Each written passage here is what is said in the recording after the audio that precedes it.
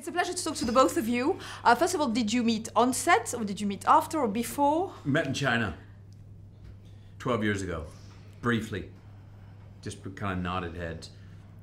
On set in the read-through, kind of nodded heads again. Yeah. And then we really met yesterday. And you have Sandra Bullock as a degree of separation. Yes. How's she doing? She's lovely. She's lovely. I haven't seen her for ages, but my children love her. What's the little yellow people? The Minions. The Minions, and she's the baddie in the Minions. Yeah. Scarlet Overkill or something like that. She's really fun. When you've got a director like Guy Ritchie and seasoned actors like you, do you trust him implicitly, or is there a lot of back and forth? I mean, for me, there's two things. I mean, I'm gonna bring strong opinions and choices, but it's his movie. He hired me and hired us to bring strong choices and have opinions. So there's a lot of back and forth, but if you're both going for the best movie, or for me, I'm going for the best truth on my man, my character, we're gonna find a meeting ground there. And I found it sometimes maddening, but a lot of his ideas for my character I thought were quite good, that were not my ideas, that I didn't think about or actually disagreed with early, and then would go, okay, I buy that now. Mm. Was Fletcher written like that on the page, or how much improvisation was there? And how much fun did you have? Well, I did enjoy it. I did definitely enjoy it, and I did add stuff. Sometimes on the day, but mostly when I'm learning lines, and it takes me a long time nowadays. It takes me about 3 weeks, especially with all those long speeches. I'm going through it twice a day. I go for long walks, and very often I think, or I could say that, and I make a little note of that.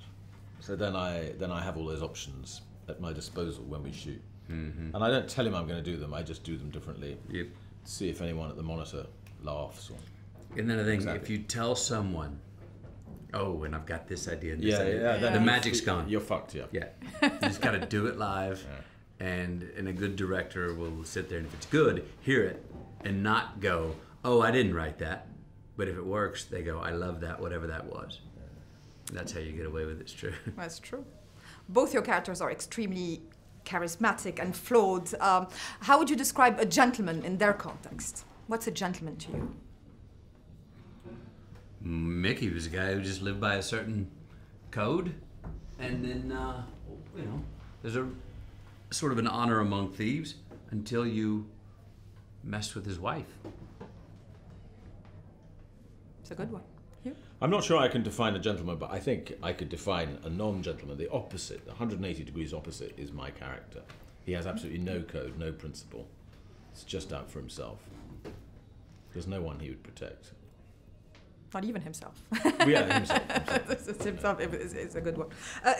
The film is a hell of a ride to watch, and a joyride for audiences. Was it the same for you? Is it the kind of very quick turnover, or what's the pace usually? And was it a lot of fun in general? For me, we moved quite fast, and every day scenes were changing more than on any other film I've ever worked on. But I also knew, it was quite clear to me, I was like, okay, Guy's he wrote the script, he's also editing in his head right now, and he's going to go create what style of movie he wants in the editing room. So there were certain things that maybe I wanted to do that I was like, you know what, if you do that, it's just gonna end up on the cutting room floor. So don't even give it to him. So I could tell he was making the movie while we were shooting, and also that it was gonna be a big editing job to make the kind of movie stylized that he wants to make. Hugh? Yes, what was the question? About the very fast-paced, those kinds of films are done with, and is it fun for you to be along? Well, no. Filming's always very slow and boring, as you know. Even when it's cut together with a lot of zip. It's a terrible technology that hasn't really changed since the 1920s. Not significantly. You know, it's single camera, maybe two if you're lucky. And so you're endlessly moving it around and resetting the set, resetting the lights. And if you're lucky, you shoot 2 pages in a day of the same dialogue said over and over and over again. And you want to kill yourself. Well, please don't.